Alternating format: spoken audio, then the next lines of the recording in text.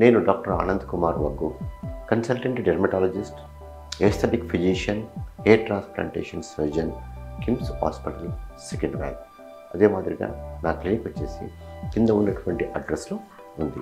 Varicose eczema చాలామందికి ఈ యొక్క కాళ్ళ లోపల, ముఖ్యంగా లోవర్ 1/3 ఉన్నటువంటి లోవర్ లెగ్ లోపల వాటర్తో కూడుకున్నటువంటి బ్లిస్టర్స్ వచ్చేసి రసికారుతూ ఉంటుందన్నమాట. ముఖ్యంగా లాంగ్ స్టాండింగ్లో వర్క్ చేసేటువంటి వాళ్ళకు కావచ్చు, ఇలాంటి వాళ్ళలో కాళ్ళపైన ఎగ్జిమాటస్ లీజన్స్ వచ్చేసి అవి రసి కారేసి దురద పెడుతూ ఉంటుంది, చాలా ఇబ్బందికరంగా ఉంటుందన్నమాట.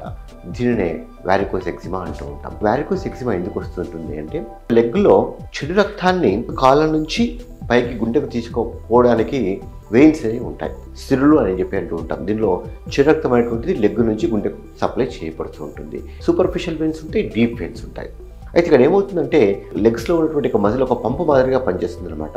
మనం నడుస్తున్నప్పుడు ఏమవుతుందంటే, బ్లడ్ కింద నుంచి పైకి కొద్ది దూరం ప్రయాణం చేసిన తర్వాత డీప్ వెయిన్స్లో వాల్వ్స్ ఉంటాయి. ఆ వాల్వ్స్ అనేవి క్లోజ్ అయిపోతాయి అనమాట. క్లోజ్ అయిపోయినప్పుడు బ్లడ్ వెనక్కి పడకుండా, కిందికి పడకుండా ప్రొటెక్ట్ చేస్తూ ఉంటుంది.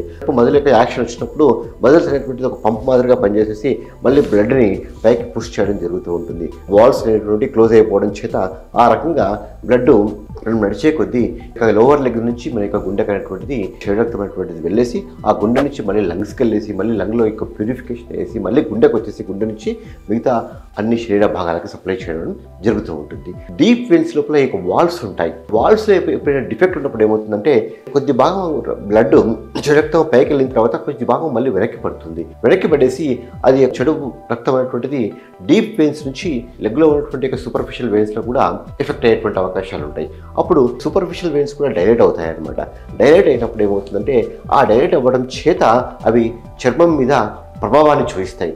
సో ఆ రకంగా వచ్చేటువంటి వారికోస్ వెయిన్స్ వల్ల చర్మం మీద ఏ రకంగా ప్రభావితం చూస్తాయి, దానివల్ల వచ్చేటువంటి ఎగ్జిమానే వారికోస్ ఎగ్జిమా అని చెప్పేసి అంటూ ఉంటాం. అందుకే ఫస్ట్ టైం మీకు వారికోస్ వెయిన్స్ అనేటువంటిది ఉందా లేదా అని తెలుసుకోవాలంటే కంపల్సరీ మీరు కలర్ డాప్లర్ స్కానింగ్ చేయించుకోవాలి.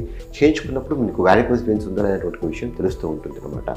వారికోస్ వెయిన్స్ ఉన్నప్పుడు ఏమవుతుందంటే, ఇది ఈ యొక్క స్కిన్ మీద ఎఫెక్ట్ పడడం చేత నాకు ముఖ్యంగా ఎగ్జిమా అనేటువంటిది 3 రూపాయలు. అక్యూట్ అంటే చాలా రసితో కూడుకున్నటువంటి వాటర్ బ్లిస్టర్స్ వచ్చేసి అవి పగిలిపోయేసి కారిపోతూ ఉంటుంది అనమాట. దాన్ని అక్యూట్ ఎగ్జిమా అని చెప్పేసి అంటూ ఉంటాం.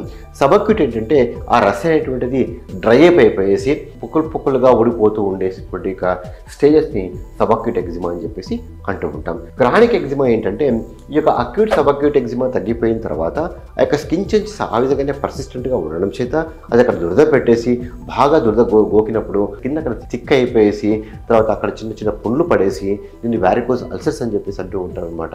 అంతేకాకుండా స్కిన్లో ఉన్నటువంటి ఫ్యాట్ మీద కూడా ఇది ఎఫెక్ట్ పడడం జరుగుతూ ఉంటుంది. అది నెక్రోసిస్ అయిపోయడం చేత అప్పుడు అక్కడ ఉన్నటువంటి స్కిన్ ఏమవుతుంది, చాలా టైట్గా అయిపోతుంది అనమాట.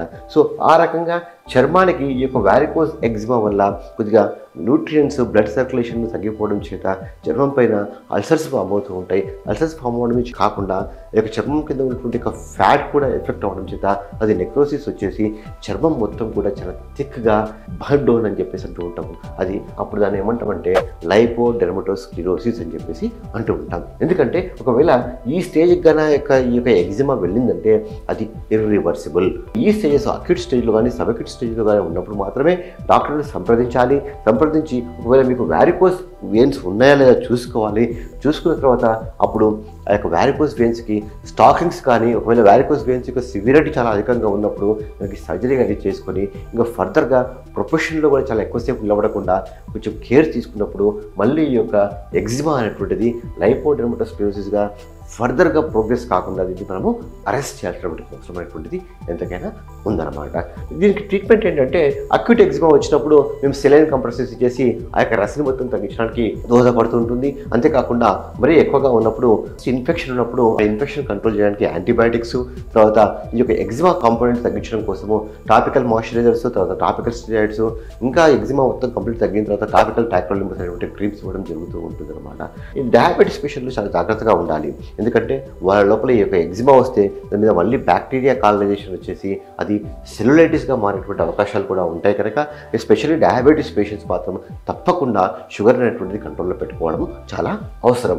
సో సబక్యూట్ స్టేజ్, క్రానిక్ స్టేజ్, ముఖ్యంగా ఈ యొక్క క్రానిక్ స్టేజ్ వరకు మాత్రం ఎగ్జిమాని పోకుండా చూసుకోవాలి. ఎందుకంటే ఈ యొక్క క్రానిక్ స్టేజ్లో ఉన్నటువంటి ఎగ్జిమా ఈ యొక్క వీనస్ అల్సర్స్ ఫామ్ అయిందంటే అది తగ్గడానికి చాలా టైం పడుతూ ఉంటుంది. అది మళ్ళీ వచ్చేటువంటి అవకాశాలు ఉంటాయి.